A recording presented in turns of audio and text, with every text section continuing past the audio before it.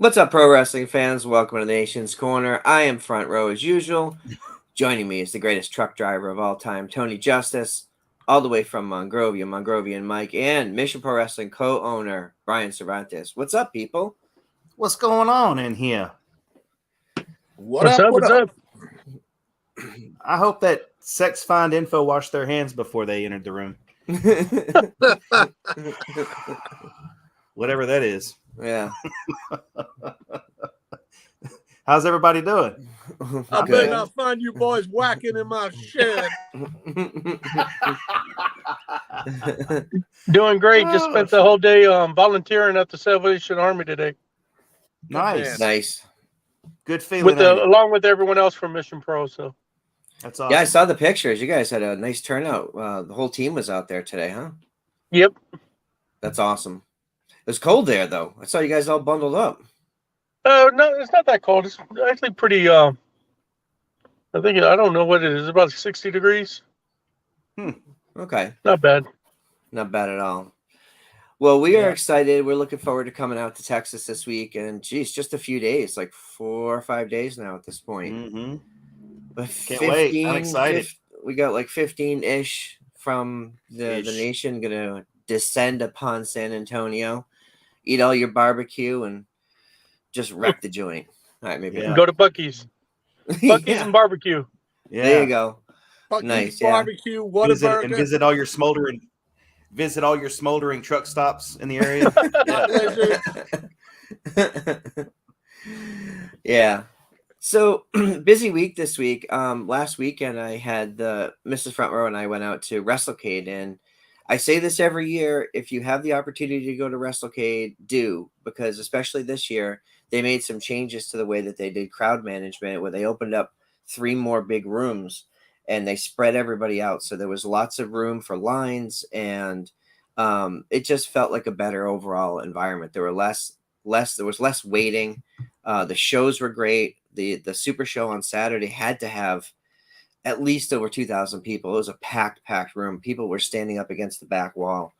It was awesome. Really a lot of fun. And we got a chance to catch up with a lot of our friends. Shout out to our friend Bill, who was out there working with Tommy Dreamer and Gail Kim running the Impact table. We caught up with Thunder Rosa and DDP and Lady Frost and Savage Gentleman, and just so many people that we don't necessarily get to see throughout the year because maybe they don't come to your city to run shows. So it was a lot of fun. And I do want to give a special shout out to Danny Moe and Facade. Like, we finally got a chance to meet them in person. And then a couple nights later, she's on TV. Mm-hmm. I'm like, this is awesome. She was on AEW this week. In a losing effort, but it doesn't matter. She got a good spotlight. I was excited to see her on there. And it turns out she and her partner run shows here in the area every month. So we're going to be seeing them again in a couple weeks. Anyway, if you get a chance to go to WrestleCade, go to WrestleCade. It's relatively inexpensive for an entire weekend of really cool stuff. And you'll get to meet a lot of the people that you probably would pay a lot more for at the bigger conventions. I had a 20-minute conversation with Dax just because there was a lull in his line and we get a chance to talk to him for a while, and people are there making money, so they tend to be pretty happy.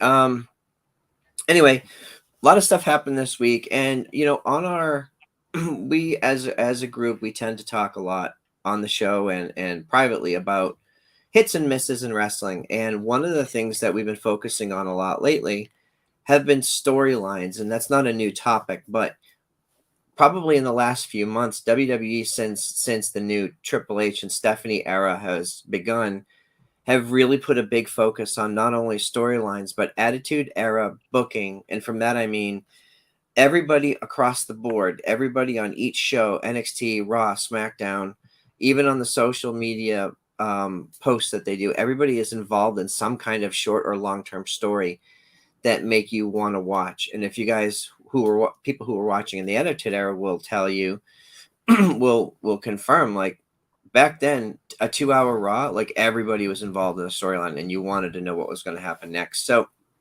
I wanted to get everybody's opinion on some of the storylines that are getting you to tune in each week, and maybe some areas where people could do a little bit more work.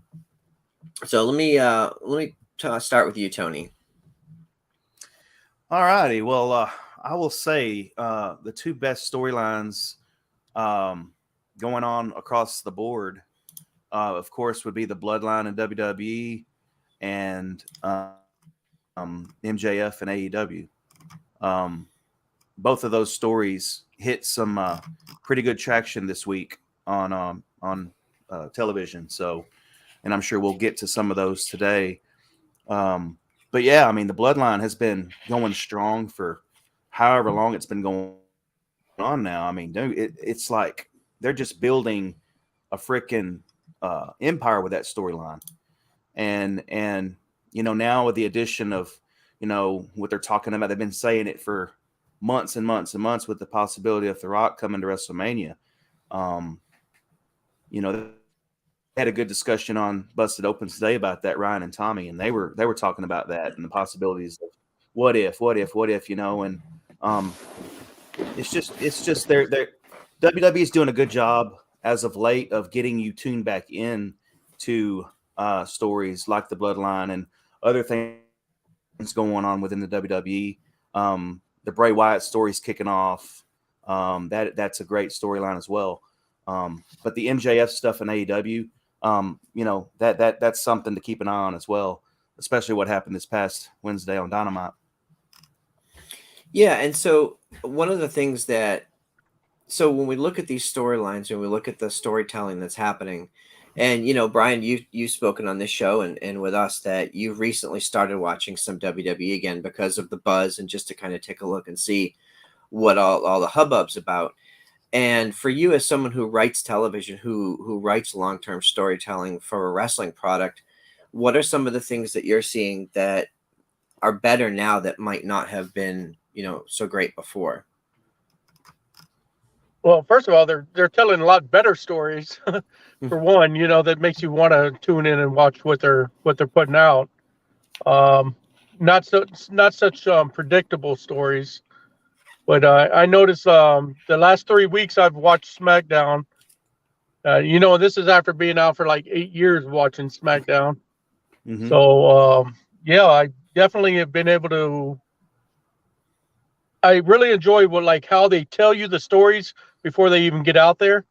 And they have the vignettes or the story, the promos. You're able to follow. It's kind of like wrestling for dummies, They're able to tell you the story before they actually get out there. So, anybody that's tuning in for the first time, they can kind of pick up what the story is already going to be about and then follow from there, where maybe some other places, you don't really get that. So you're kind of watching a match, but you don't really understand what you're watching. It's a good match, but they're not really telling you anything. And I think with at least with SmackDown, and I picked up NXT this week too. I was able to watch that for the first time and able to see wow, I'm able to follow their stories a little bit just from watching from 1 week. So it seems like they're doing a lot better job of just telling you a long drawn out story and bringing multiple layers to that story to where they some people will tell you a story where what the ending already is. But here, there's 5 or 6 different ways that story can go, and that's what I enjoy. It makes you think and makes you want to tune in to see which direction are they going to go in, and that's what's the exciting part about watching. And any kind of thing that you're watching, you don't want it to be so predictable that the outcome of the movie. Then what's the point of watching it then? Right. Yeah, and there's those moments too where if a storyline has a predictable outcome, but it's a satisfying outcome, then you don't mind it. But if it's so predictable that there's no surprises, no twists and turns along the way, like you said, if 2 people are going to meet up at WrestleMania, we kind of have an idea that that's going to happen, but we don't know how they're going to get there. We don't know what twists and turns and people are going to be introduced to the story. And if you watch, for people who watch Survivor Series this week, so many stories came out of that. Multiple stories came out of one match at the end of that show. But yeah, with the story with the Bloodline, they came out with so many different stories and sub stories and plots, and then different. They followed it up this week with the Sheamus and the Sheamus match. So they were able to tell more of the story this week, and they continue with it, and it's like so many different layers that makes it very enjoyable to keep paying attention to it. Right. I just want to be the first one to say this though. Brian has not been. He has not only not watched WWE product. He has not said the kindest stuff in the past about WWE product, and kind of jostle us when we watch it. But now this is telling, because when you put that also too with with Debhausen and Seth, these small little anecdotal things that we get is that WWE is ascending, and they're on a positive trajectory, and with the fans, and they're also getting the new eyes that they always talk about, while the other product is, it's kind of lagging. We know where it's lagging in the women's division, but sometimes it just they just throw out stories, and well, you get that's that. not But only the new eyes, but you also get old eyes back too, which there is you good. go, exactly. The lapsed viewers, exactly. Yeah. You could kind of say it's like the Yes Movement got me back into watching wrestling on a regular basis. I just was on a semi-regular basis then for a long time. But yeah, anyone who says that the Roman Reigns, the Sammy, the Usiness, you're feeling the Usiness right out here on our chat. Everybody is oozing Usiness, including John Bay. I don't know if it was the sex spot. I don't know if it was the sex spot that got him Usi, or the talk about the Usos, but either way, he's Usi out there. Everyone is Usi. Steve Logsdon always is like, let me tell you, people, you hang out, you have a conversation with Steve Logsdon, you automatically up your own personal IQ about 50 points. Mm-hmm. I thought you were gonna say your Usi quotient. No. Oh no. You get real Usi with Steve too. Oh yeah, that's automatic. Yeah. But Mike, to your point, where where they now have reconnected the storylines between NXT and the main roster. If your favorite independent wrestler gets signed to NXT, even if they get a new name, whatever, they get a developed character, and they're there for a year or two, and they're telling you a story of the growth and the development of them, like a Lacey, I say Lacey Ryan, who's Zoe Stark. Lacey Ryan was in Mission Pro. We were big fans of her. She gets signed to NXT, has this killer run at NXT. We see her this week. Charlotte Flair posts a picture. Who does she choose to help her get ready for a return to the ring? Zoe Stark and Alba Fire, two of the biggest stars in NXT. One of them being a Mission Pro alum, and now they're going to carry that story into the main roster because that's what they're doing now. So again, to Steve's point, like, they don't insult your intelligence, but also their storytelling, even just with the character journey, even outside of the storylines, you can follow that person and their character all the way from the moment they sign with the company to when they retired, theoretically. Like, you could have this whole video game progression of a career mode almost, which they didn't have before. I just want to I want to say, you said we saw that picture, and it just popped into my head now. Could this be the faction that's coming in to face Damage Control next? I mean, Charlotte, that would be a huge for Zoe, those two. That's a strong fact. That's a lot of muscle. That's like it's like having 3 Biancas.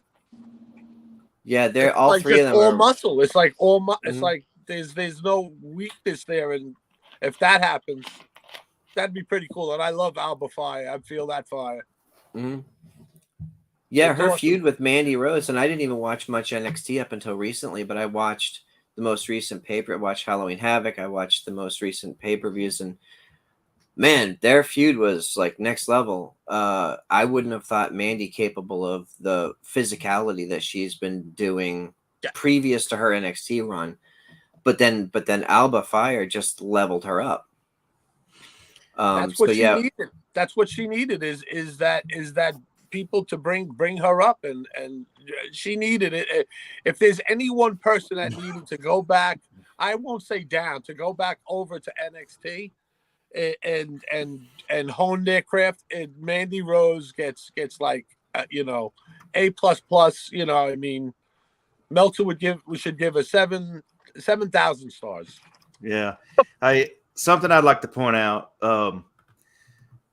Steve, I think, saw my face when Elder said Bianca's, and I was like puzzled. Like, what did you just say? Bianca's.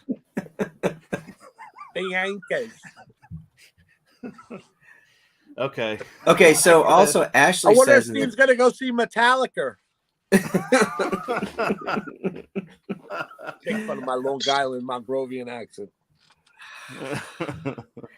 all right, so I gotta give credit to Ashley too, because she's talking about Dolph spending time in NXT, and they've done that a little bit over the years. We've seen Charlotte and Dolph and Cesaro, and all these people have gone from the main roster to go sort of help develop the younger talent or newer talent, and Dolph did a great job there. And I think you're probably at Kevin Owens spent some time there. There's Finn had another run there where he sort of got rebooted as the Prince, which was a great way to sort of restage your characters. So I think I'm really excited with the way that they have their stuff lined up right now. I know I saw comments in here about Damage Control. I will argue before this week, I totally agreed Damage Control didn't get it. Big fan of all three women. You add in Becky Lynch this week and shit got real. Like everything changed as far as I'm concerned. She did that opening segment on Raw where she was in the crowd, which not a plant. Those were real people because I looked them up on Twitter, and Bob's a real dude who had no idea that he was going to be on TV. And I thought it was tremendous. I thought it was a great segment. It really helped hype the crowd up because there's been criticisms of the fans just sort of sitting on their feet. And Becky being in the crowd definitely counteracted that. They were definitely hyped up, and throughout the show, they had other people working in the crowd or walking through the crowd on their entrances and keeping everybody engaged. That storyline entering with the introduction of Becky into all this and the stuff that she did with Bayley is going to make me want to watch Damage Control a lot more. And then, of course, we saw a reintroduction of an old favorite this week. Yeah, Bob rules. Bob does rule. Yeah. Chris said Dolph understood the assignment, and even though it's an assignment to go back there to NXT, it's not a demotion because I think when these let's say forgotten superstars up in the Raw and SmackDown product, they go there and man, that crowd just so appreciates it. Like Dolph was got such a pop, and and when any of the in recent weeks have gone down there, Kevin Owens and them, it's so great to hear the crowd really pop for them and to get that up closer moment with them. Right. Talking about stories from earlier when Brian made the point about the backstage segments, promos, the vignettes have all been great, especially to catch up on stories, keeping you up to date on stuff. You have to pay attention, and I know we've said this before too, the WWE is making you pay attention to everything, even in the background of the backstage segments. Yeah. That's just adding to more stories too. So you could be telling a story with the actual segment on the screen, but then there's another story going on behind that with a whole different storyline. It's amazing how they're doing that. Mm-hmm. Yeah, and so Brian, when you're scouting talent for Mission Pro and you're looking at all these different independence companies all over the world, when you see someone like a Piper Niven, and I know we're all big fans of hers, and when she comes to the main roster and they repackage her as this dewdrop, do you feel it's sort of like, how do you feel about something like that? Do you feel like it's still an opportunity, or like right now she's off TV? She posted a picture last month with a heart monitor, so I don't know if she has some health issues. Would you like to see her come back? Oh yeah, of course. Rebranding is always it's something difficult for the performers, like I know a lot of people say it's insulting the name Dewdrop, that they packaged her as that, but it's like, I mean, she's still getting paid. She's still on the main roster and she's still doing stuff. So it's like, if she agreed to it, then that's what she agreed to, If she had a problem with it, she probably would have said, I don't feel comfortable coming in under this moniker or whatever like that. So, it's always a little difficult when people are repackaged under a different name, and if they're accepting of that role. So it's like, I would love to see her back because she does bring a lot to the table, of one of the bigger women, and she's very valuable and she's very gifted in the ring. So of course I would love to see her back. So let me ask you this: we saw LA Knight come up from NXT and be repackaged with the Maximum Male Models, which was a colossal failure. But he was able to return to his LA Knight character, resetting the clock when Triple H sort of came in and waved his magic wand and is righting the wrongs of previous administration. Is there a chance that we might see Piper come back and drop the Dewdrop name? Oh, I mean, it's always up to the whoever's writing the stories, So anything is possible, and I think that I would like to see her be a little bit more meaner, a meaner character, and someone who's, using that size advantage, and someone who's kind of dominating, because I think she could really be a dominant force instead of more of a, comic character. Well, you saw her in Japan doing some of the Viper stuff, right? Oh yeah, when she worked at Stardom, she was a dominant force, So I'd like to see her come in there and kick some tail. I don't know if we can curse on here, but you do whatever you want. We don't fucking care. We're not monetized. Ass, So I think they need more of those type of characters, because even though everyone likes Becky Lynch and she's supposed to be the man and she's supposed to be this badass character, to me it doesn't really translate because of her size, like someone like Ronda Rousey and Shayna Baszler, that fits a little bit more, and I think they need some more, the more dominant characters in there to on the women's side. Agreed. Before we go forward, I just want to give a shout out to, we have a lot of people in the chat tonight. See Mac Davis is in there. What's up, Mac? Hey, Mac. Ashley, brother. John from South Jersey. We've got Chris. Ashley. A whole bunch of, I said Ashley. Steve. Oh, well, Steven. If I missed anybody, I apologize. There's about 30 things flashing by me here. There's a lot of people in the chat, and I appreciate y'all joining us on a Saturday night. Yeah, but you're everywhere. Oh. You don't count. You don't go here. Sir. Thanks. But yeah, so there's a lot of great storylines going on in WWE right now that are carrying through all the shows. I do think that the Bloodline is one of those things that supersedes any brand specificity. It doesn't need to be a Raw or SmackDown thing. We're seeing them both, on both shows.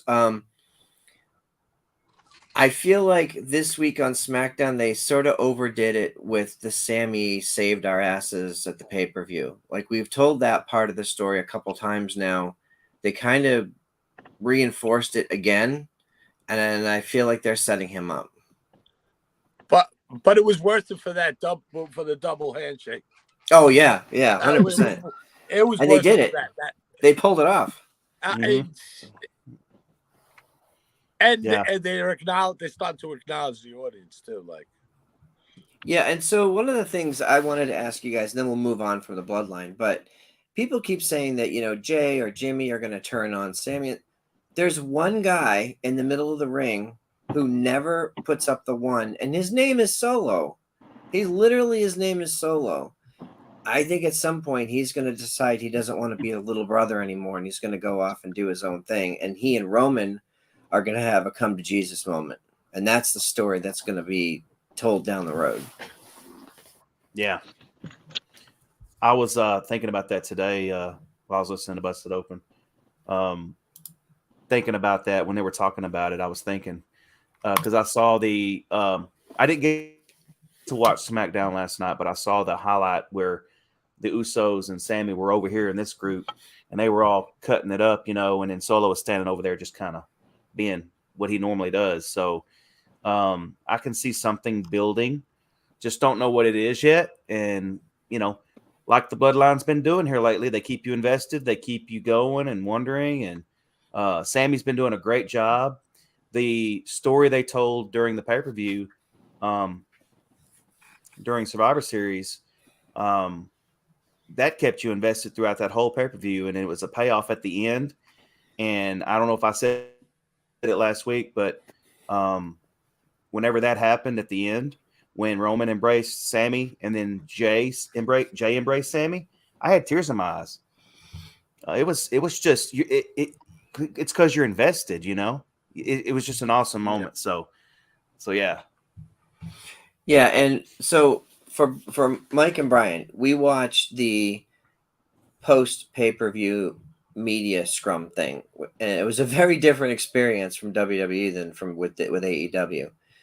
They cut it nice and tight. It was like a half an hour or so. They had some of their top stars come out, speak a little bit about the pay-per-view, a little bit in character, a little bit not in character. But it was very well put together. And then Triple H came out, read some prepared bullet points, and then took some questions.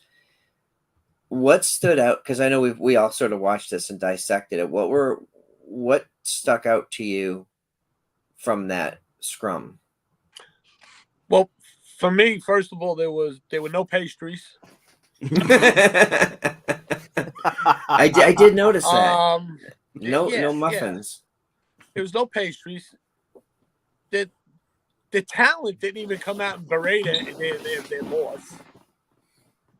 Triple H was in total control. I don't get it. Why watch that? If I was there, one of the media people, I would have started a boring.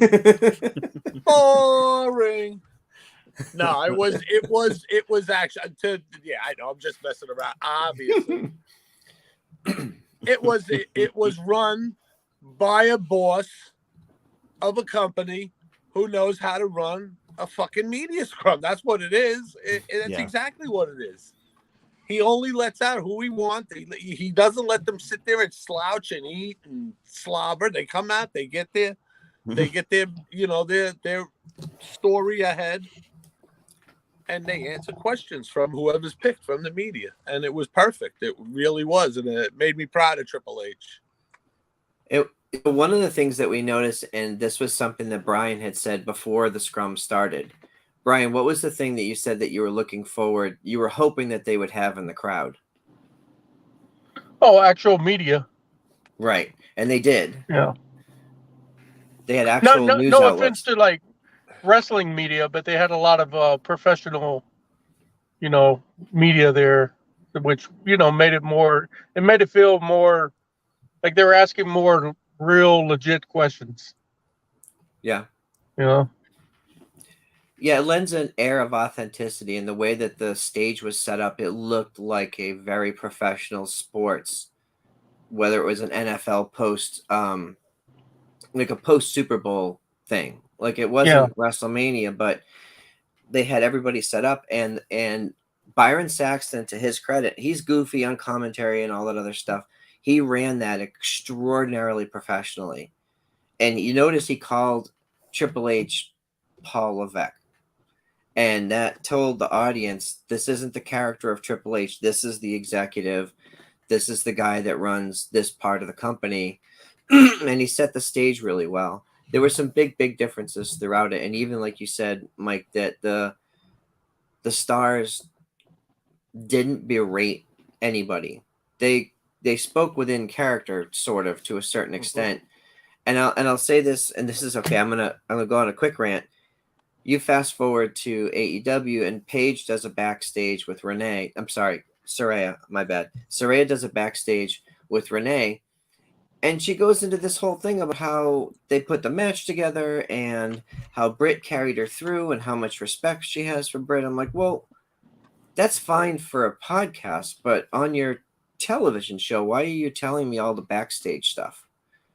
I don't need to know how all this stuff is put together behind the curtain while I'm watching your product. And it was just something that bothered me, and I think it bothered a couple other people. Yeah. I'll leave no comment there. Okay. The honeymoon's over with me, but you know, I love the product, but I haven't been loving it lately. Like MJF's promo the other day was great. If it was, they could have cut the 10 minutes out of that. I'd much rather see 10 minutes less of him berating whoever and get to the point of turning on Regal, and then, and then leave. Maybe give 10 minutes more to Willow Nightingale and the other women. Yeah. Maybe I wish Jade's celebration went somewhere. That's about it. I don't know what they're doing with that storyline, to be honest with you. The trios match is great. That's cool. We'll see how it goes. I would have preferred it to let the Lucha Bros get up 3-0 and then have to have The big comeback.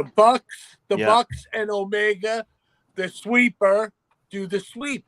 Mm-hmm. Who doesn't see that? I saw that, but oh well. It's okay. Yeah, I It's mean, still to have them come from underneath from a 3-0 deficit and come from underneath, especially with them just now coming back to AEW on TV to get their momentum back, that would have been a good way to do it. Just have them come in there and start just find their motivation, go after it at the end. We see a title change, and then there you go. But I don't know what they're doing. Yeah. Well, one other promotion that's doing a lot of good storytelling, I don't think I'll usually cover too much, is Impact. They've been doing a really good job of doing storytelling. We'll talk about that. I'll talk about it. Yeah. Bully Ray is doing an awesome job. He is doing the perfect effing heel right now. I don't even like the frigging guy, and I just made a meal for him a few weeks ago. So that tells you how much of a heel this guy's being. I mean, dragging Josh Alexander's wife over the railing while he's zip tied, and it was great. It was that too. Just little details. It wasn't a pair of handcuffs. You're not bumping right, Norton. No, it was they got a zip tie. He found a zip tie, and then you need zip ties that was perfect. There you go, and that's it. And he, of course, Tommy Sucker believed him. He kept his word, but he's a heel. And the women in the women's division, Brian, what do you think? You know what I mean? The Knockouts division, is that almost second to none at times, or what? Well, yeah, I mean, you can't argue that WWE probably has the best talent, but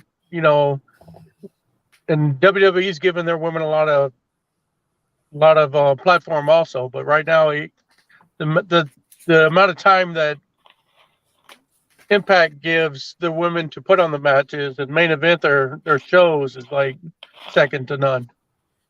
Because you got like Masha, you got the story with Mickey, and who's she gonna face now? Mickey's Jordan going Grace. through the last rodeo. Jordan Grace. So, you're always telling with the stories of Masha and Savannah Evans. There's so many stories that they're always telling with all the women, and they're all believable. One thing I like about them compared to some promotions, they don't just have one star. They have multiple stars and multiple layers of anyone could be the champion. You believe that any one of them can be the champion. It's not focused on one individual or 4 individuals or something like that. It's at any given time, you believe that any one of those knockouts could be their champion. Right. And they have it all too. They have it all there too. They do hybrid, just like MLW, which is another promotion I think no one should sleep on. There really are some promotions out there, and they're all trying. But Impact is that you got your X division. You have your Trey Miguel's and your Speedball Mike Bailey's. You got that kind of action. You have your big tough guys, your Jake somethings and all the big giant guys in there. You have your extreme. So they cover everything, and they do a great job. Yeah. Yeah, Mike, and just to add on to that, Impact has a pretty good buzz right now, and we were at WrestleCade this weekend. And I had a chance to talk to Gail Kim, who's extremely proud of the work that she and the team have done there to build that women's division. She said that it was important to her to not just rely on stars from other companies, but to really look beyond that into the independent scene and to get recommendations from whether it's people like Brian or people who are running other promotions to say, okay, here's some up and coming talent that you might be able to use as an addition to your to your division. And then to that point, when they hired people like Savannah Evans and Jordan Grace, and of course Masha was a big hire for them. They put together something really special right now. And two things I'll add to that. When we were in the room, there was an Impact room. So they had broken out the crowds into 4 rooms this year, and there was one room that just had all the Impact stars. There was a lot of attention for Impact this year, which made me happy. I got a chance to finally meet Tommy Dreamer. I had never met him in person before, and the Impact stars got a lot of attention. And the last thing I'll add is at the Super Show, to me, the best match on the card was Speedball Mike Bailey versus Dax. And it was friggin' great. If you get a chance, whether it's on Title Match or Fight, I don't know where the replay is, go out of your way to see it, because Speedball is one of those guys, wherever he goes, it's a guaranteed great match. And he's probably going to end up on one of the big shows soon. Yo, why are you talking about Speedball for real? Don't you love that when he's doing those fast kicks? Yeah. Oh my God! Like, oh. Yeah, because he's a legit black belt. Like, he's a legit martial artist. Exactly. Unless anybody thinks just because I always criticize the flippy do shit that I don't enjoy it. I do enjoy it. I just like people. I just wish they would sell, and yeah, that's it. Just sell and register. That's it. Well, Dax sold because they kicked the crap out of each other for like 25 minutes. That FTR does everything perfect, don't they? Yeah, pretty much. Not to mention Dax. Every match he's having solo. I mean, he's in a great tag team, yes, but he's been doing a lot of solo matches, and every match he touches, it's a great match. I mean, just look at the match he just had with Bryan Danielson on Dynamite. That was an amazing match. So Dax is reminding me a lot of Arn Anderson back in the day. Yeah, I just like him. Finally got a chance to talk to him this weekend, and he lives a couple hours from here up in the hills of Asheville. Not really a secret, but he gave us some coffee recommendations, and just a super nice guy, like really down to earth. And then you see these guys on TV just kicking ass and doing it at the highest level. I'm happy for them. I wanted to just jump back over to WWE because they're continuing to tell the Bray Wyatt story. His promo was interesting. Him talking about sort of hinting at he wasn't responsible for the things that happened to LA Knight and that it was somebody else. And then he said it was you, meaning, I guess, the audience. But then at the end of the show, we saw a promo or some sort of vignette from Uncle Howdy. I honestly don't know what they're doing. Like, it's gotten a little confusing to me, but like, I'm along for the ride. So how are you guys feeling about this so far? Well, it's Bray Wyatt. It's supposed to be confusing. Yeah. He's supposed to be that oddball character that you don't know where it's supposed to be going. So I like that, because it brings out just like you don't know what could happen, or who's going to come out, what new character he's going to debut or anything. I think it's coming. I think it's coming. Like, all those puppet characters are dead. There's not going to be puppets, but whatever's in his head is going to be coming to life in the ring, I guess, or backstage. And I'm along for that ride as well. And I'm always confused anyway, so it doesn't matter. Well, the stuff that Bray's been doing, beginning with the QR code stuff, and then him coming out, and you think he's coming in the ring to cut promo as himself, you know, and just have pouring his heart out to the crowd, and then it ends in a whatever on the big screen. You know, it's like you're just every week he's causing you to, you know, like Front Row saying, you're confused. So yeah, it's making you think, and it's unlocking stuff that you wouldn't normally think about when you're watching a wrestling program. Whoever he's working with to tell these stories, they're doing an amazing job, and I'm here for the ride. I'm just waiting to see what the outcome's going to be of all this. Hey, Front Row, I have a question for you. Do you feel sorry for LA Knight? Does anybody here? It's a question for anyone. No, because he's a heel and he got beat up. And he slapped him twice, so you know, Right, he gets yeah. what he deserves. Yep. Yeah. Okay.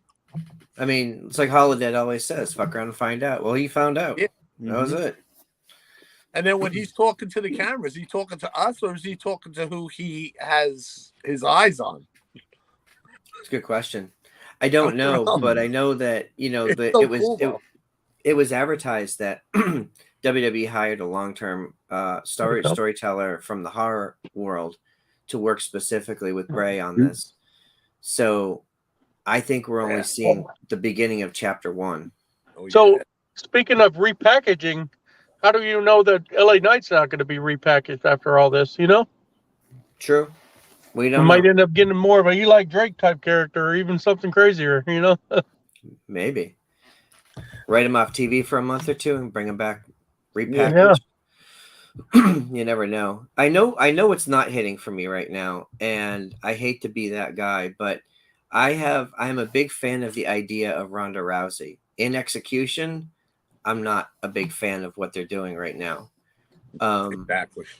I wish that they would just let her go out there and do what she was doing during her first run, which was just be a credible fighter doing those things. And she's a natural heel, but like Ronda and Shayna look like they're play fighting. And it's very evident to anybody who's ever trained that it doesn't look real. And if I can't suspend disbelief from someone who's a UFC Hall of Famer, then we have a problem. I think we have a problem. Yeah. Yeah, it's a little hard seeing Emma or Liv or someone like that go up again. Like, no, sorry, I can't believe it. Yeah, and I get you want to build Emma. She just returned, but maybe she's not the right person to be in the ring with those two. Yeah, it's you know, they had that hashtag Fire Ronda Rousey going on Twitter, and to be honest with you, I didn't know what was going on because I haven't seen SmackDown in a couple of weeks, and I know that, you know, everyone was wanting Ronda and Shayna together and to be this wrecking crew, and I just don't know what happened or whatever, but I agree with you, Front Row. They need to just let her do what she was doing before. It's like ever since she came back after having her child, it's like she's just got this, I don't know, it's like almost like a chip on her shoulder. And I know she's a heel, you know, and heels have chips on their shoulders sometimes, but I just don't know, you know. Yeah, and having a chip on her shoulder is great, but it depends on how they're going to put that into action. Like the backstage stuff has been really good, where they're like just beating the shit out of people and Shayna's choking people out, and like that's all great. I'm here for all of that. But then they get to the ring and they walk through a match like it's just two average creator wrestler doing their thing. And I'm going, where is the Ronda that like had that great match, her debut matches, her first summer where she did all these house show matches and had this reputation of being quote unquote unsafe, even though she wasn't. But her stuff looks so good when she really is in there with somebody who can lead her through a good match. Like she can be really, really good. But putting her in there with people like, and it's no disrespect to Shotzi or anybody like that, but get back in the ring with Becky, Charlotte, Bianca, these like top women who can lead her through some great matches. I think the capability is there, the possibility is there, but we're just not seeing it right now. However, to Brian's point, Raw and SmackDown, I think especially Raw this week, I think had either equal or slightly more than the women might have had slightly more time, but the women on Raw and SmackDown are getting a boatload of real estate and they're running with it. Yeah. They're just delivering on all levels, even if the stories are a little wonky sometimes. I'm never going to complain about the talent that we're seeing in the ring, especially when we see a returning Tegan Knox, which is an interesting layer to the story because she was one half of Team Kick with Dakota Kai. Well, now they're on opposite sides of the fence, like how that's going to play out. And now they're actually going to probably tell that story because that's a story that goes all the way back to the Indies, right? Yeah. I don't think that story would have been told previous to Triple H, but now I'm like, yeah, get that footage. Pay somebody whatever it costs to get, 10 seconds of footage of them at some independent show. I'm here for it. And I see Steve has a point on here too. People salivated over watching Mike Tyson in the 90s, even though the fights were 90 seconds. That's what Ronda should be. All right, the fight should last 90 seconds, but you know what I mean? Once someone like a Liv is locked in, that should be the end. Mm-hmm. Yeah, And but when you're paying somebody, it should be about 40 seconds.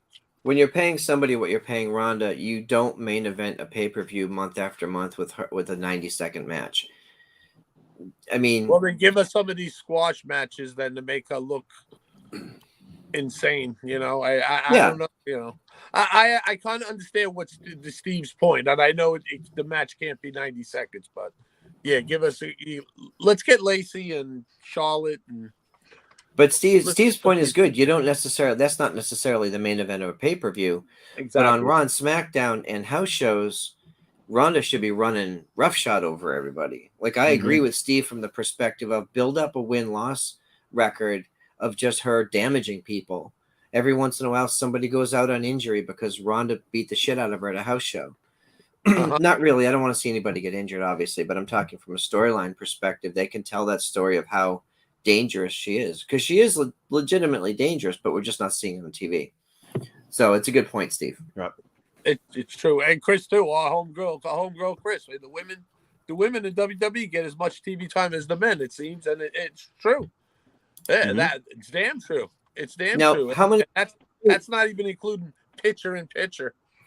Right, and how many times have we seen an opening segment that we were like, "Oh my god, that was 20 minutes long. It was boring." They opened the show on Raw with Becky and Bailey and that whole thing. I was into every second of it. It was great. And you know what? No matter what we think of a segment, it's the fact that they're giving that much time to it. Yeah. You know what? We may not understand damage control, but damn, you know what? There's no damage control walking around AEW that we could complain about. Or other companies to keep somebody safe here. Yeah. And speaking of damage control, our very own Brian Cervantes had to do some damage control this week because David LaGreca got injured. He was supposed to be, as we all know, coming to Texas to be part of that big match with Simon Miller and JP Harlow. Brian, what happened? I think Dave stubbed his big toe. I don't know. Sounds to me like, he just doesn't want to come, or is he might be afraid of JP because I've never heard of anyone taking, they can't fly because, they hurt their big toe, you got 9 other toes. You got John, we got one of our own over here, got one of his toes totally removed. And, he's still doing what he needs to do. And Dave can't get on the plane to, take care of business, sounds to like me, he's making excuses. Yeah, it does sound that way. But the rest of the card looks pretty exciting. As we mentioned at the top of the show, we're all going to be traveling to Texas in a few days on December 10th, Mission Pro Wrestling's Silver Bells 2. What can fans expect? I know we've talked about the card a little bit. What do we have? What is the most featured match that you would say beyond the main event, beyond the title match? What's the match that you would be most looking forward to presenting to the fans outside of that main event? Well, besides the main event with Genocide and Janai Kai, you got the Simon Miller and JP Harlow, but probably the Bougie Reality and the Danny B and drawing a blank. Emmy. The tag match, the Candy Cane Lane street fight, so I think that anytime you have a street fight, it's going to be Charity King. That's her name. Yeah, I blank couldn't there. think of her name either. Yeah, Yeah, Charity. Anytime you have a street fight and we have candy canes involved, I mean, I don't even know what that means. So I'm very intrigued to see what happens and all the violence that occurs, and hopefully we get some candy out of it. Yeah. I'm pretty sure that's going to be a wild, chaotic, crazy match. But one thing is that I don't think the main event has been getting enough publicity with the Janai Kai and Genocide match. Oh yeah. I think people are like, oh yeah, well, what other matches? But I think that we're overlooking that this is Genocide and Janai Kai. Janai Kai just won the title match championship, the Ladies Night Out championship. And you got Genocide, who's been like with Mission Pro since day one. So we're going to look at and anyone that knows either one of them, they're not two people that you would want to run into in a dark alley. Even if you're a male or whatever, they're pretty legit fighters, so Genocide's pretty scary. And, Janai Kai with those kicks is like, she chopped down trees with those kicks, So, I'm actually looking forward to the main event the most because of just the pure violence that thing's going to take place in that match. Well, she used to be Genevieve Muscles. Wait. It was at the Mission Pro show the first time that she. Yeah, Genocide has been with us since day one.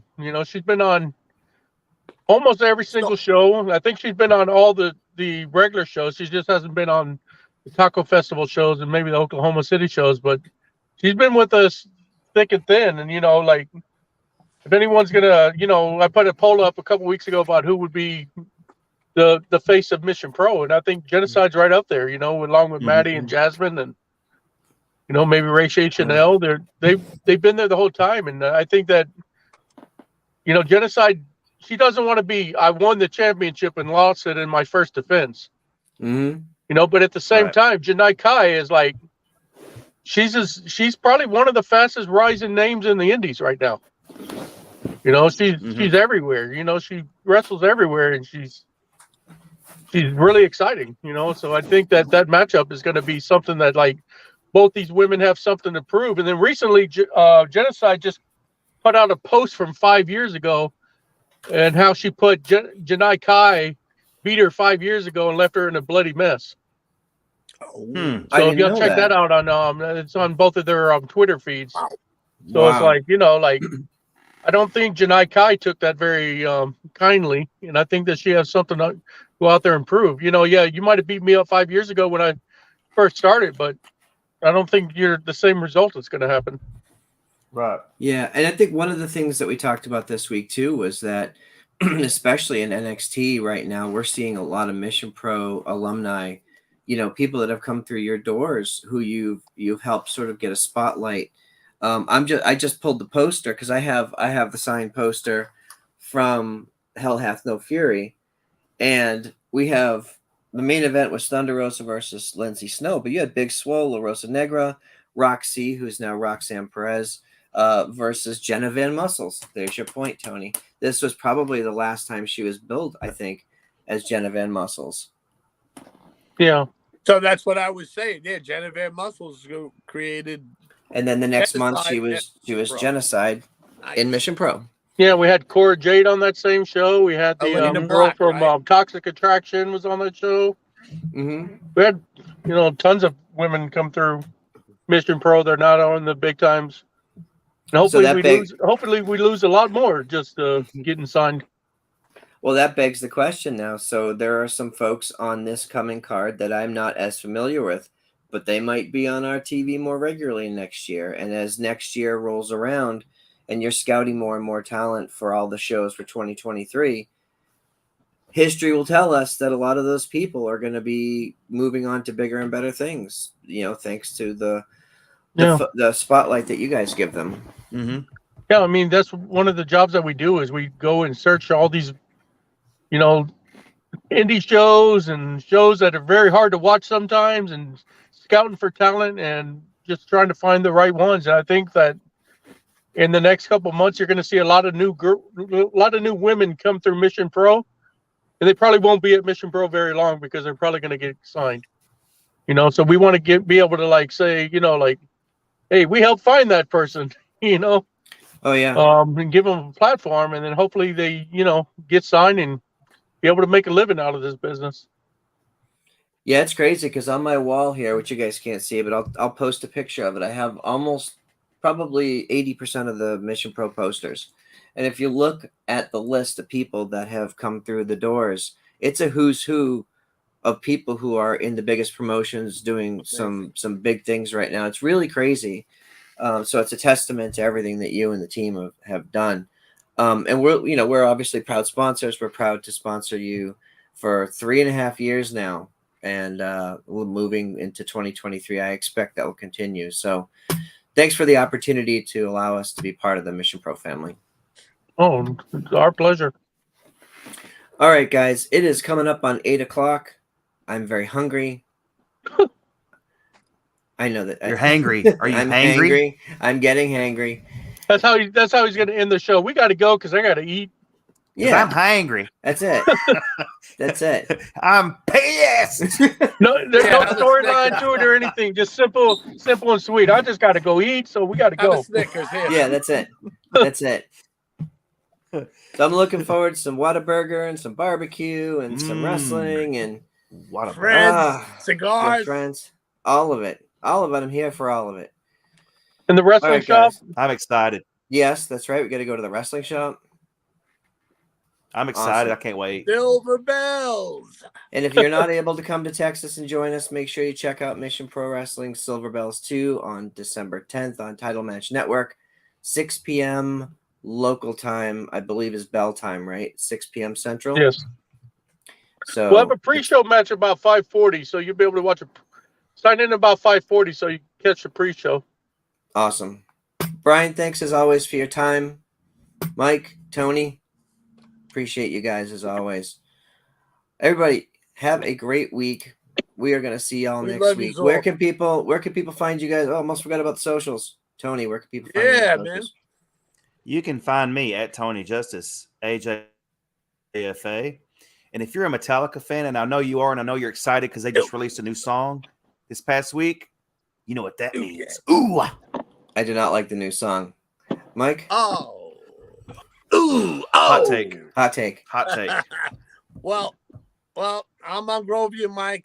I just want to give a shout out because hey, I won for my first time last night. I won an Ultimate Wrestling figure from my boy Jay Flip at Wrestling Figs Flip. Go to Instagram, Wrestling Figs Flip. He has raffles. You just you just bother your friends to go sign up and everything, and then you could get in the you can win a figure like I did. I chose the Macho Man. Macho Madness. Ooh, yeah. Nice. Ooh, dig I it. know. Oh, yeah. I just want to give a shout out to Facebreaker. I'm wearing her shirt tonight. Megan Mason, we love you. You gave me a shout out this week on your socials there on Twitter. Thank you very much. And everybody go back on YouTube. Go back on our show here and check out some of the old interviews. And we did some really good interviews that a lot of us are proud of, all different members of the Nation's crew. Check it out. Yeah. Agreed. Brian left. and- He lost his pants. He's got no pants on now. I think Brian got hungry too. Maybe Brian's going to get some food. Yeah, So from he's gonna go through the drive-through. for Brian, I'll say the same thing he always says. Go check out Mission Pro Wrestling across all their socials. MissionProWrestling.com for all the latest info, tickets, and links to all their socials as well. I am Front Row. You get me PW Front Row across all social platforms. We are at Nation's Corner on Twitter and at The Nation's Corner on all other socials. Guys, appreciate you. We're going to see you in Texas in just a few days. And stay tuned to our socials for some live on Nation's Corner on location posts. See y'all next week. Oh. Peace out.